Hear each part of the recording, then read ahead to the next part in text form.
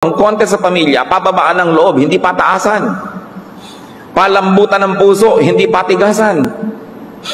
Pagka mayroong magkapatid, lalo't may edad na, above 30, above 40, na magkaaway kayo na mahigit 2 linggo, pareho na kayong malinyan, wala nang tama at wala nang mali, pareho lang kayo. Ang tatanda nyo na, di pa kayo makagawa ng paraang mag-ayos, wala kayong maituturo sa inyong mga anak at apo dahil ang nakikita sa inyo, ganong ugali, wala kayong maipagmamalaki.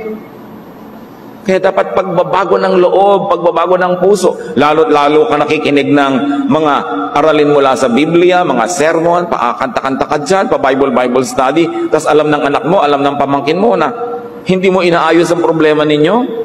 Ano yun? Palabas. Ang mga salita ng matatalino, pag binibitawan, ang nagiging resulta, gumagaling ang mga sugat ng puso ng kapwa. Eh ngayon, pag nagsalita ka, yung gumagaling ka sana, nahiwa mo uli, binuksan mo na naman. Matagal na sanang tapos yung issue, bubuksan mo na naman. Hindi wisdom yun, kamangmangan yun. Kasi ang tunay na karunungan, pag binibitiwan ng salita, ang bunga, pagpapagaling.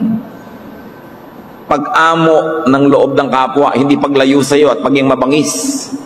Pagkakasundo, hindi pagkakagalit. So by now mga kapatid, no matter how old you are, napag-iisip na natin sana kung matalino tayo o hindi.